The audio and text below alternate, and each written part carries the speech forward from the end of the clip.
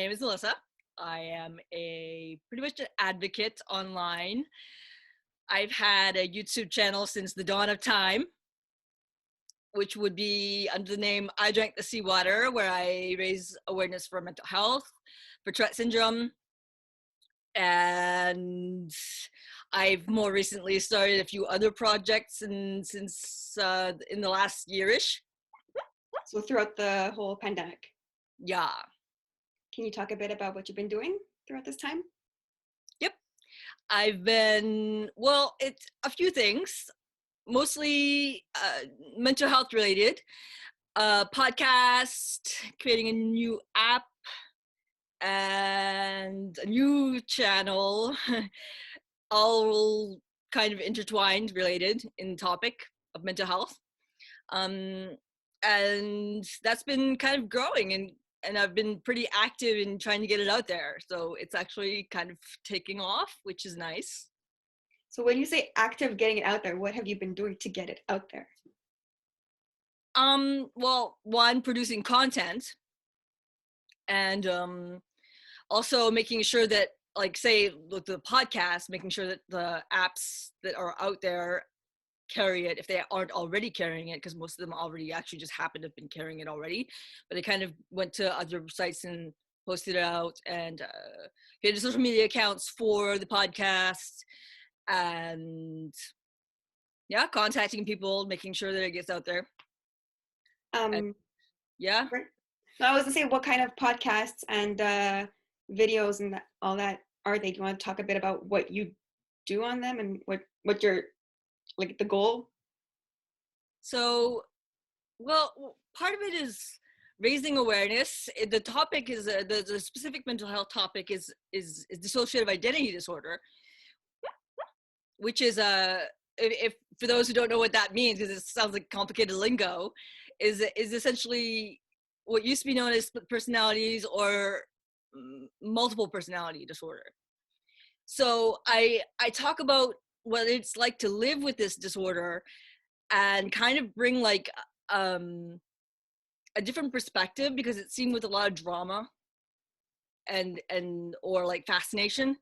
So I'd like to like make it seem less like tragic and like, oh my god, the awfulness of this, or like kind of seeing it as So bringing a positive, kind of like a positive way to showing a little bit the positives, and also to make it more human, to make it more like this or less like this kind of like out there, entirely like so far from reality that it can't possibly be real, which makes some people doubt that it exists, or make some people like doubt, like say, no, it's so rare that you're faking, or like make it more human, because people disconnect from it and they're like, well, it's so like fascinating that it's like a superpower almost. So if you make it more like, no, it's just kind of like it's so human to be vulnerable to life's elements, and to fracture in some kind of way like that. So it's more about making it human and relatable than making it like positive, which I do try to make the positives, but it's, yeah, it's a mix. Okay.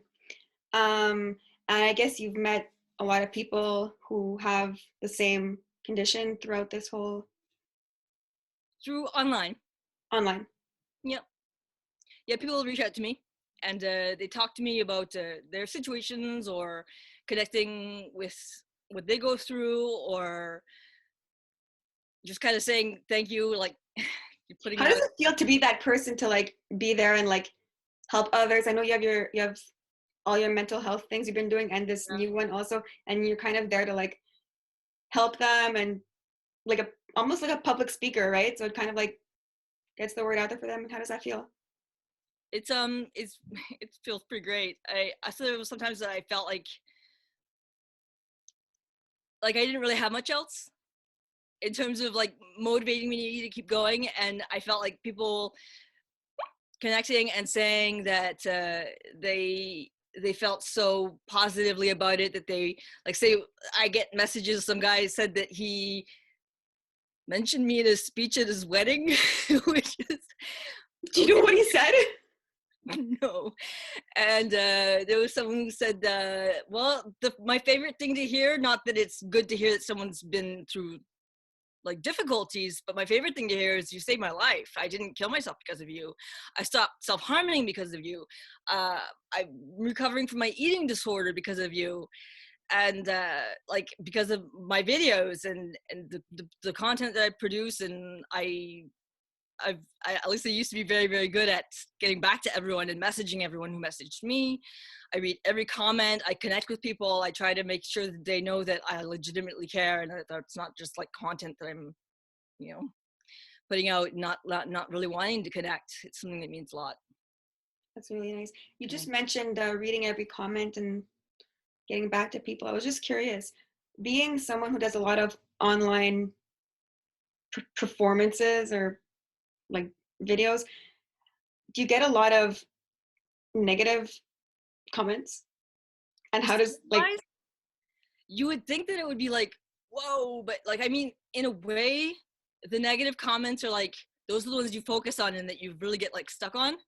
But percentage-wise, it's not that bad. It's like maybe like a small, very small, like less than 10%, maybe like 5% of even, maybe not even, are like mean comments. And if I would go into the users that I blocked, that I really had to, because I do believe in the free speech. I believe that you can bash me if you want to bash me, but as long as you're not using like the N-word or like sexual, like degrading stuff and being like absolutely harassing. I wait a long time and I try to win people over with the more like, you win more flies over with honey, or is it bees? Win more bees over with honey. And like, I try to give people a chance. So people that actually, the hate it can go, like, I put up with a lot before I block them. So there's very few people that have been blocked on my channel. And and have some of them gotten better throughout the years? I know there's some hate things or whatever, but these people, do they keep doing it, or do they like? well, some of them change their tune if I show that, like, okay, so I try to connect with them and say, okay, so why are you upset? And try to understand their side of things, and say like, yeah, I understand that you're upset about this, and this is the thing for me and how I feel. And sometimes you can try and they stop being so harassing. Or if they calm down after they've been blocked and I find out they've calmed down, then I unblock them. Okay. But overall, the hate, I mean, it's pretty small, really. I guess it also depends on the people, right? But it's really good to hear that it's not as bad as some people think it may be. Yeah, the people in the content too, depends on the video. Like, some videos get a lot of hate, whereas like comparatively, like more hate, not maybe not a lot. Like videos on Tourette syndrome, maybe more so you're faking, or that's not the way Tourette syndrome is, or you're demon possessed. For people who don't know what Tourette syndrome is, you want to give a brief like explanation? So it's a neurodevelopmental disorder that causes movements and noises or utterances of words that you don't mean to say. It can be more popularized or more stigmatized as the concept of swearing, like when you cuss when you don't mean to swear. That's what people often think what Tourette syndrome is, but it's actually just kind of, that's more like 10% of those who have Tourette syndrome swear, but that's only a part of what it is for them, because it's a lot of noises and movements and kind of like twitching. And I think a lot of people think it's a lot of swearing, but it's actually only 10%, as you said, right? Yeah. Yeah. Yeah, about 10%. And when they do have that, I mean, they have so many other tics. It's not even just that. It's like a fraction of it. Yeah. Yeah. So you had spoken a lot about the podcast you're working on. You want to talk a bit about your mental health YouTube account, the type of videos and such? Yeah. My main channel, I Drink the Seawater, is it started off being more about kind of my writings about mental health. And I talked mostly, actually, I was kind of one of the pioneers in the topic of self-harm, talking about self-harm and how to cope with it, and how to like the ways that I found to make improvements, or just kind of venting and relating. And before that, people were posting like a ton of videos with actual gory images of self-harm, and they weren't talking about it and saying, this is what I feel, this is how I'm going to recover, this is how I'm going to get through it. And there was myself and another YouTuber who were talking about it at the time, and now it's grown into this whole community of people who are talking about it. And not just that, eating disorders and OCD, and now Tourette syndrome and all that stuff. So like it's like a general mod podge of mental health, and I usually try to stick with topics that I personally know, because I don't want to kind of like go into like, say, talk about schizophrenia when I'm not really schizophrenic. So I'll more talk about things that I know. Okay. Yeah. And would you ever do videos with other people who are going through similar things? Yeah, I have. Cool. Like interviews or videos? Collaborations, sometimes interviews. Like I did one with Ben from Tourette's Pod, and yeah, I have Cool. once in a while, and other YouTubers like, who have similar topics. Sometimes I've been on their channels, sometimes they've been on mine. Yeah. Nice. That's really cool. So now that you have done all these projects, and I know we're still in quarantine and things definitely have changed, do you have any plans, like upcoming plans for the future that you know of yet, or that you want to work on? I'd like to kind of continue developing the ones I have now, because it kind of feels like I have too many projects if I did, because I have my I Drink the Seawater channel, the Bag System channel, my comedy channel that I've totally abandoned, but I'm very proud of. I have the app multiplied by 1 for dissociative identity disorder, my podcast, the Bag System. Yeah, I have so many projects. So I think that I want to just kind of keep developing them. So take the quarantine and just keep working on what you've been working on. And yeah, just kind of keep putting out content. Keep working on ensuring that the app is realized. There's a team of volunteer developers creating it, and I'm kind of like project managing. how's the process going? Oh, it's great. There's like a team of like 15 devs, and we have a Discord where we kind of chatting about the project, and they're putting components together now.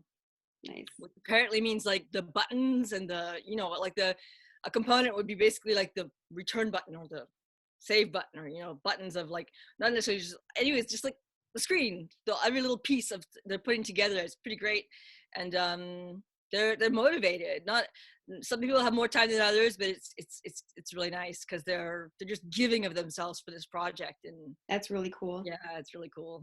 I was just thinking, another question I want to ask you was, how often do you put out podcasts and YouTube videos?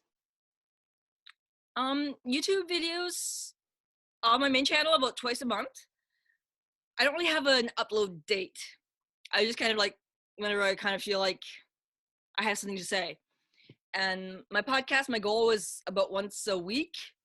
I was gonna go like every Tuesday, but it ends up being like kind of like a modge podge of who knows. It just kind of happens. But I about an average of once a week. It just doesn't necessarily land on the same day. Yeah. Cool. Awesome.